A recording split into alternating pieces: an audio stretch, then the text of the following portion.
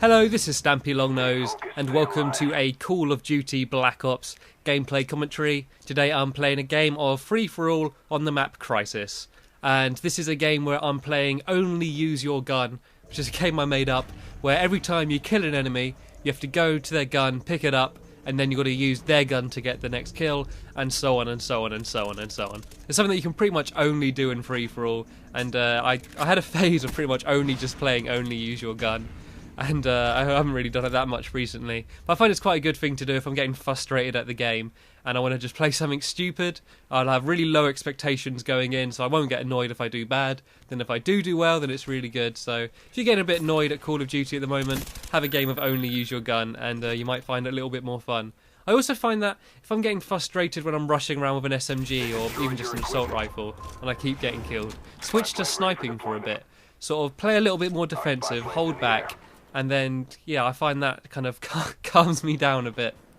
Just sort of playing a little bit more passively in that, and just sort of you won't get as annoyed as much. And also, I found recently, if I'm getting annoyed at the game, I just stop playing it straight away. Where I used to just sort of persist and just carry on. Now, if I'm just getting annoyed at the game, I just think, right, no, not a good day for Call of Duty, and I just back out, play something else, maybe go play some Halo or something. But something I want to talk about in this commentary briefly is about getting addicted to video games. And can you actually get addicted to video games? I think more recently games have been kind of trying to get, if you're not maybe addicted to them, maybe obsessed might be a better word. But with the sort of the rank progression, and especially in RPGs, we've been seeing it for a long time. I mean, especially these big MMO RPGs.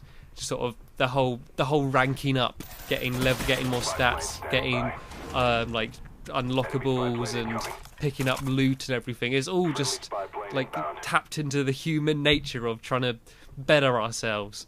And that's sort of the reason that people keep coming back and back and back, to the extent that a lot of people aren't playing games now for the gameplay. They're playing it to get to the next level, to unlock a new gun. I mean, especially in Call of Duty now, the whole prestiging. I mean, I've got a lot of friends who are basically playing Call of Duty to try and get to the top prestige. They're playing to rank up. They're not playing the game to have fun. I mean, that's probably taken a bit too far. I mean, they obviously do enjoy the game, or else they wouldn't bother at all. But they'll go on saying like, oh, it's double XP, I want to play to rank up. They won't think, oh, I want to go on, I want to play some Search and Destroy for fun. They'll be choosing their game types depending on what will give them more XP, and then they're basically playing to get to the top prestige rather than just enjoying the game for what it is. And there's not necessarily anything wrong with that. I mean, it is a good feeling when you get that dramatic rank up, or when you unlock that next gun. It is a good feeling, and it's a good way of sort of spacing out the game. If you start off with only a few perks and guns, and then you'll gradually get given them, it's a good way to learn everything and try out different things, rather than being influx of loads of stuff at the start. As I say with RPGs, it does get to a point where it's kind of just grinding. You're trying to just playing to rank up, and it's kind of like work. It's not really just playing for fun. I mean, if you look back at what games used to be, they used to be really simple. There wouldn't be even any save feature. It would just be you'd have that time playing. If you're playing Pac-Man, you get that score, and then you'll leave away. But even something like that has some like addictive qualities, like the fact that trying to get your score, and then it will push you to try and beat your score, and it will have the leaderboard so you compare your score with other people, and then try and get a higher rank. So there is a lot of different techniques that games can employ to try and make you keep coming back, other than just making a good game with really fun gameplay. And I mean, I don't actually game that much now. I mean, I'm probably above average still, but with things like work, and I'm making videos as well for a website and stuff, I don't have time to just play games for fun as much as I used to, where I'd normally be on for at least probably 2 hours every day playing.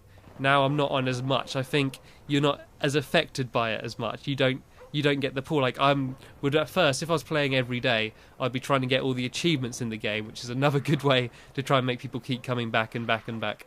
But when you're not playing as much, you don't care as much. It's not such a big thing. Because there was a few points where I was playing, like, I'd admit it, an obsessive amount. I wouldn't say I was addicted. I know that if I wanted, I could think, right, I won't bother playing, but I was just enjoying it so much, I just wouldn't stop playing. And there was 2 games that really got me like that. Modern Warfare 2, I think, is an extremely addictive game.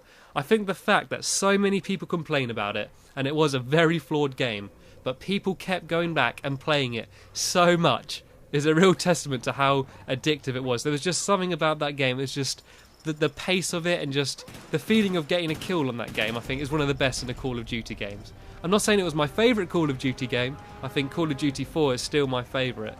But in terms of just making you want to keep coming back and back and back to it, I think Modern Warfare 2 holds the trophy. And the other game, which I probably even more so got addicted to, was Battlefield 1943. And that is the Xbox Live Arcade and PSN version of Battlefield, and it's got the Wake Island map, which is I think from Battlefield 2, I believe. Yeah, it's basically only the 3 normal maps and one kind of bonus map, which I only played once, which is like a aerial warfare map.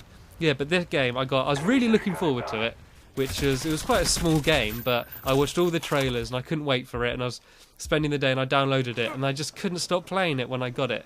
I got to like the top rank in about a week, and I don't know if you've played Battlefield games, it takes a long time, and I actually managed to peak at rank 21 in the world about a month into the game being released. I played it so much, and because the game had only just came out and it wasn't a huge game, I mean it sold about 1 million copies, but because I played it so much so fast, I got to like that level above most other players. So I don't know if you can check out my stats if you want, Stampy Longnose on the site. They're kind of ridiculous. Just the amount of wins to losses, even though you're in a game of 12v12, is crazy. And so that was probably those 2 games, the ones I've come close to getting addicted to. That brings us to the end of this game, but I do have a bonus clip sent in from Afrodan. See, he's playing on launch and then it lags and he drops through the map, but managed to survive and land swimming actually underneath the map. And this is in a public match, and this is something that I've never seen before, and he managed to survive. And he just goes for a little swim around at the bottom of launch, and in a second he swims a little too far and he actually falls through the map, and then he just keeps on falling until the end of the game. And you can actually see he falls through the map, and then he'll sort of appear in the sky and he'll fall through again, sort of just falling through the skybox over and over and over again. Quite a cool clip to be sent in. If you want to send in your clips, I'm accepting clips on Call of Duty Black Ops, sorry I hit the mic there, Halo Reach and Halo 3. Just send me a message with what video in your file share, I'll capture it for you and put it in the video. And also, if you want to recommend any games for me to play, then recommend. I mean, I'm mainly doing Call of Duty because that's most popular. I can do Battlefield or whatever, just let me know in the comments. But that's the end of this video. Cheers for watching, and I'll see you later.